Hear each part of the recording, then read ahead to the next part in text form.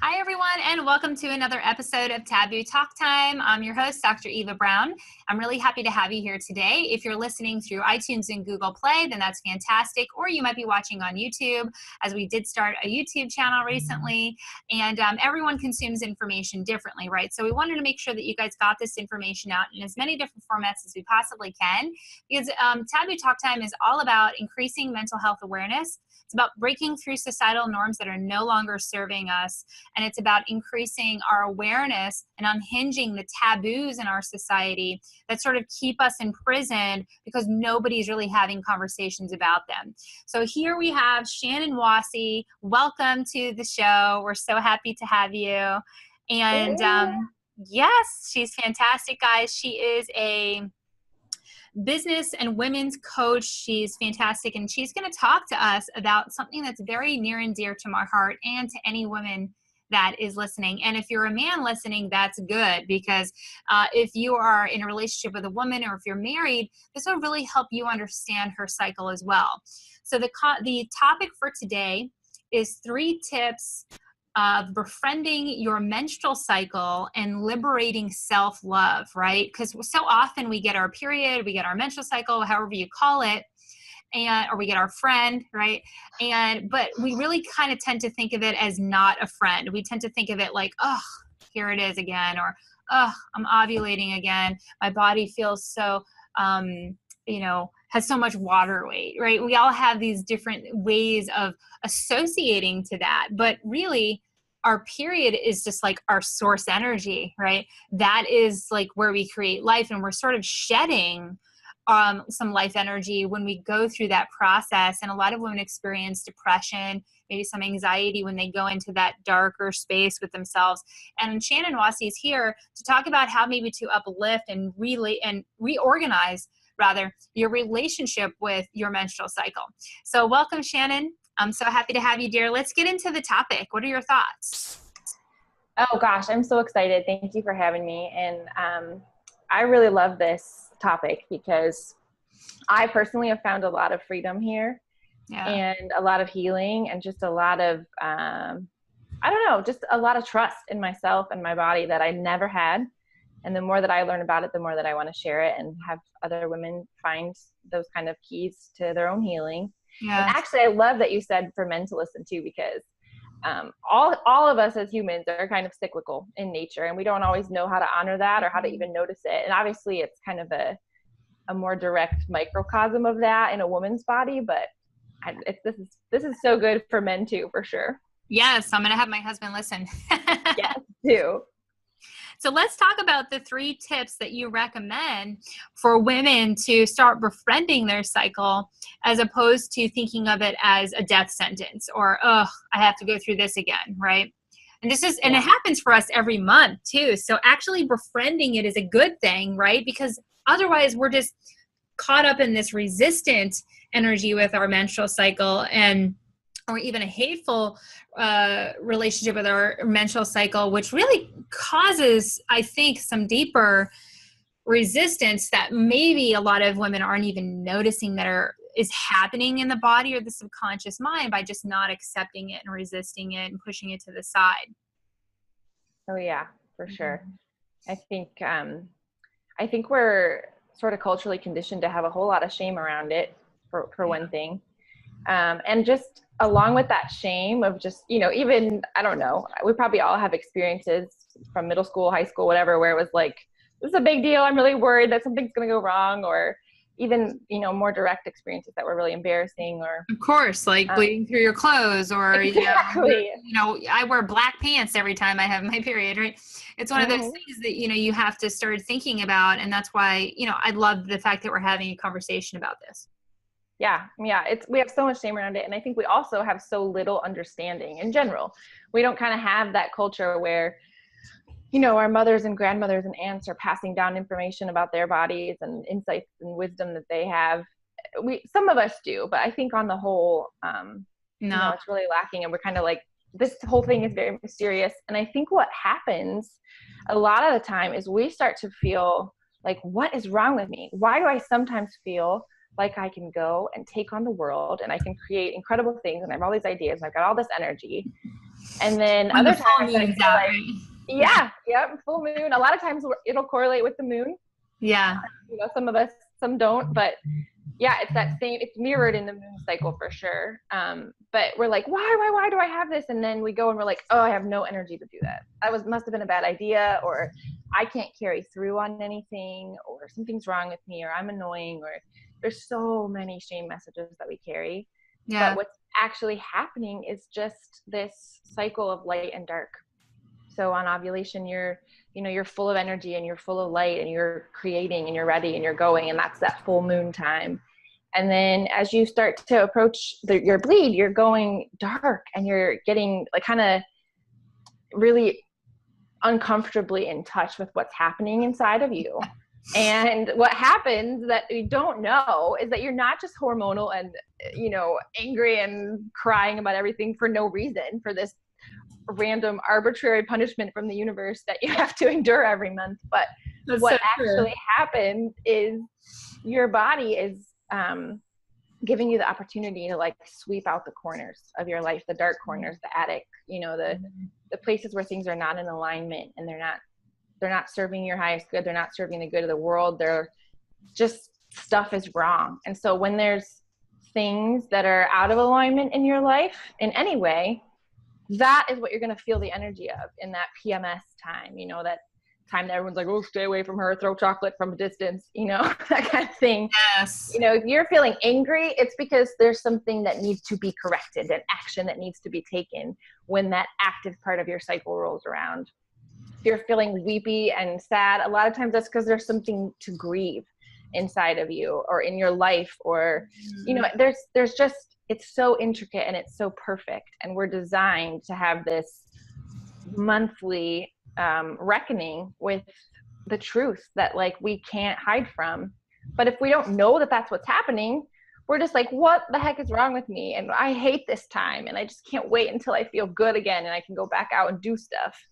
But what's happened for me and what I see happen with the women I work with is just like this whole world opens up of joy when they realize, oh my gosh, this part of my cycle where I'm dark and I'm kind of moody, there's like all this wisdom there. And there's this doorway into moving forward in my life and finding these places that I was kind of not letting come to the light, come up to the light. Yeah. And so, for me, it's my favorite time. I literally cheer every time I start my period. Like, I'm like, yes, I love this time and I'm here. That's funny. And I feel like that would never have happened before I started to explore all of this. And I have women that say the same thing. They're like, I love this time now. It's my favorite because I get to reckon with it. Awesome. I absolutely love the reframe, and I'm going to take it on this week, and I'm going to take it on every single month moving forward, because my relationship with my menstrual cycle hasn't been that great. Not like you're associating to your menstrual cycle. For example, I'm going to Costa Rica next week, and I said to my husband last week, I'm like, I'm going to have my period while I'm in Costa Rica on vacation, and of course, that's a resistance, right? Of course, that's a, I don't like my menstrual cycle kind of relationship. And I really like the way that you're having this conversation and you're reframing it. And I will take the reframe for myself and I will take it as a moment, because it's interesting that you say this.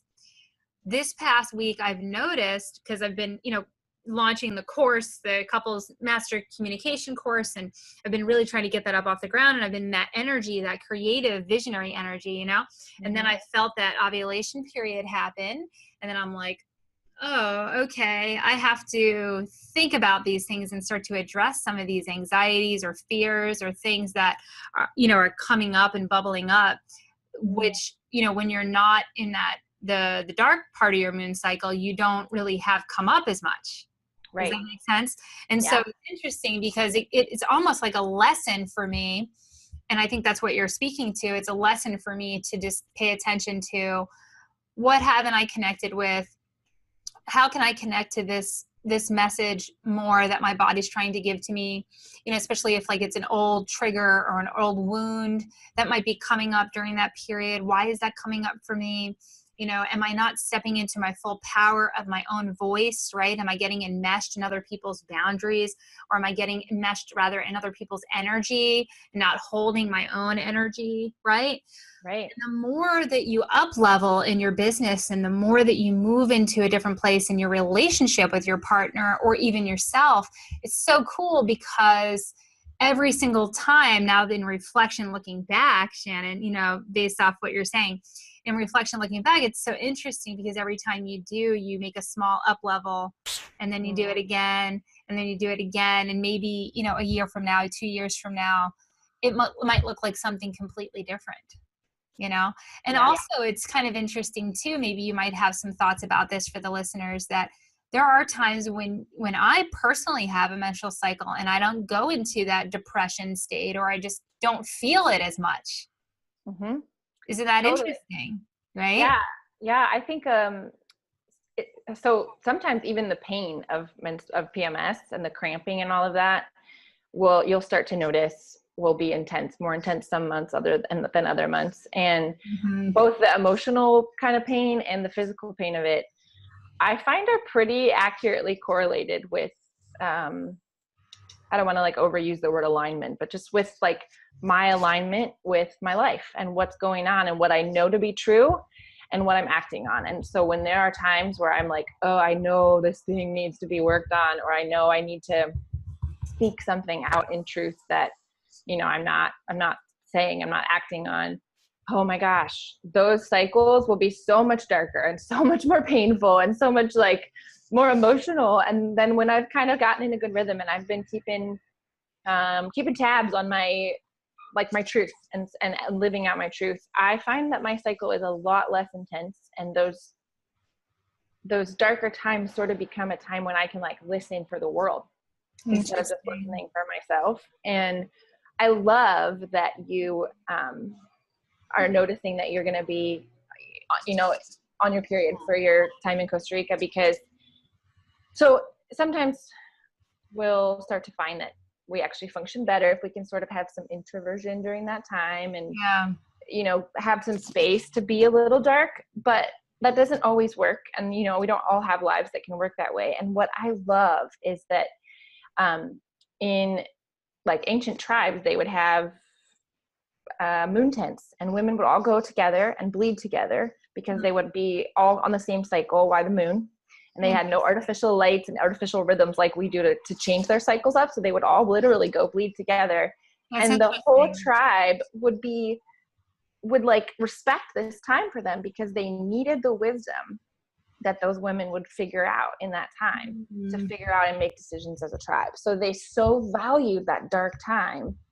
And I think you have a unique opportunity to do that as you go, to be okay, I wish that I was kind of in the energetic, I can conquer the world energy for this time to go and experience this retreat and teach and all that. But what you actually get is to go bring where the veil is thin, and you get to feel really deeply the wisdom that's needed. And you get to share accordingly, which is pretty sweet. That is so sweet. That's so sweet. And thank you for that, sister. I really appreciate that you're really associating the menstrual cycle to wisdom. Mm-hmm. That's awesome. And I don't know that we have a place in our current American society, and I'm not sure about other cultures, but definitely in America, where we honor that, or we honor that tribal thing. And I often get my menstrual cycle or with my sister or, my close friends and stuff like that, and I would love to go into a tent, and hang out with my sisters and just be present in the wisdom of whatever it is that we're creating. Right. But that's just not how life is lived these days. But of course, but the idea of doing that, or the idea of doing that with myself and honoring the wisdom of my menstrual cycle, and whoever's listening, hopefully this is resonating for you as well, that you can move into this space of creating a place of sacredness, of wisdom, just like they did back in the days. And, the tribe would honor, the wisdom that would emerge after the menstrual cycle was over, or during the menstrual cycle. Oh, yeah. So what do you recommend would be the first start for, ladies that are listening that want to really start getting in touch with their cycle? Yeah. So what I usually have people do, and what I have done in my own life, is to just start with charting. And there's actually a lot of really good tools out there you can use. There's apps, and there's like really good journals that are dedicated just to, your moon time, depending on kind of how in detail you want to go. But starting just a daily practice of noticing what day you're on and writing down anything. Just start with the most obvious things that you notice, and you'll find that as you continue to chart, you start to notice more and more and more. But kind of check in with, okay, this is how my body feels. This is how I feel about like whether or not I can do anything today. My energy levels, my desire to interact with other people. So true. Yeah. And you can look at moods and things you eat and what you are craving. And you can look at what kind of dreams you have. I mean, I have noticed such strong correlations in all those things. Yeah, especially with the dream thing. Yeah. So just charting, you can just take a piece of paper. I use my planner, my daily planner, and I just have a little section of it that I chart. Here's the day, here's what I'm going, anything I notice. And what you'll start to see then is patterns emerge. And, I think one of the first big freedom keys that came for me while I was beginning this process was that I started to notice my irritability level with my kids. That might seem really obvious, but I was like dealing with a lot of shame that I would keep like losing my temper with them. I'd be like, I was doing so good. Why did we have such a bad day today? Yeah. And I had never done any of this before, but as I started to see that, I was like, oh my gosh, it's the same day.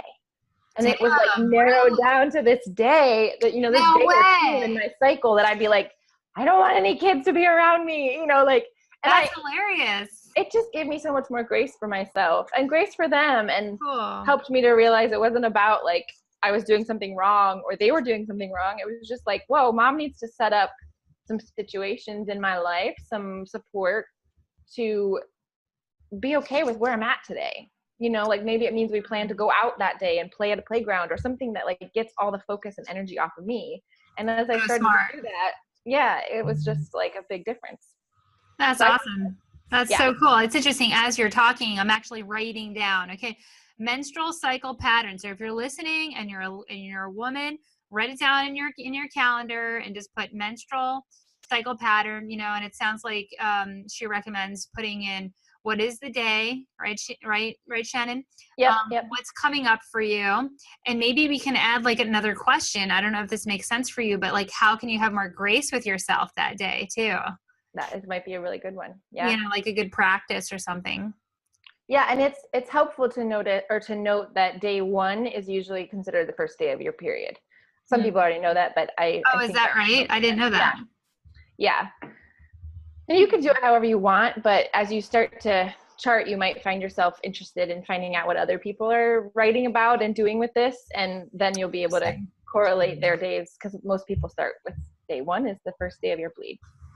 That's interesting because, it's on topic, but I noticed that I go into the dark period like a week before my menstrual cycle.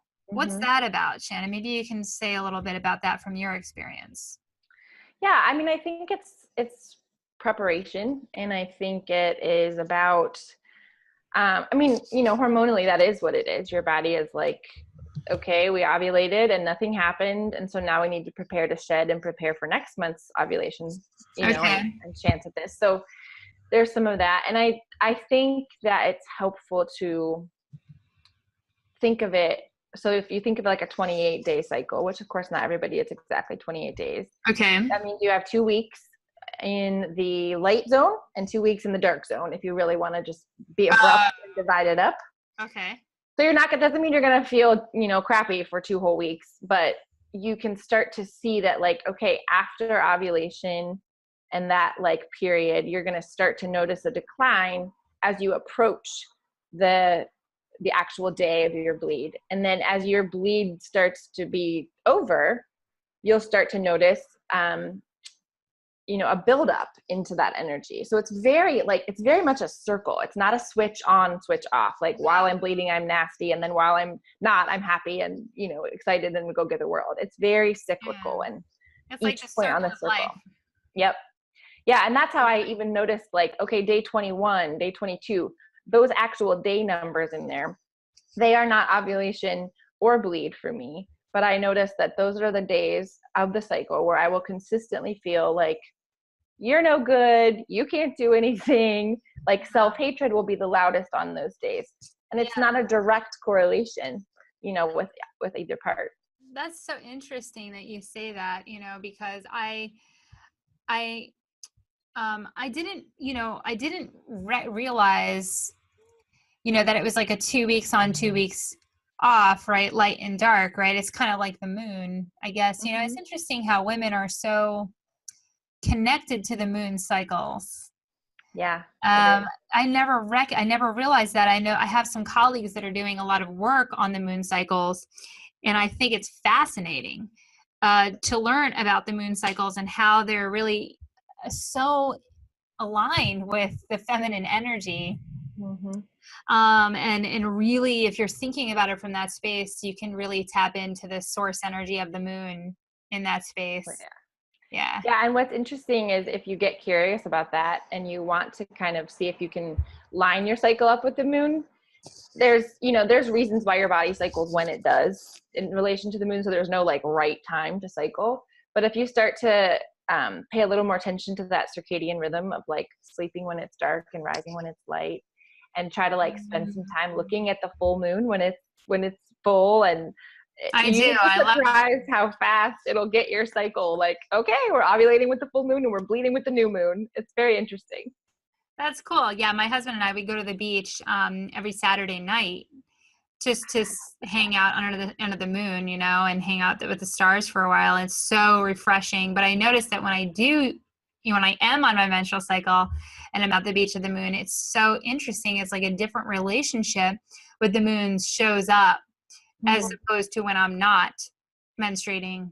I know that might sound a little weird, but no, not at all. It's amazing.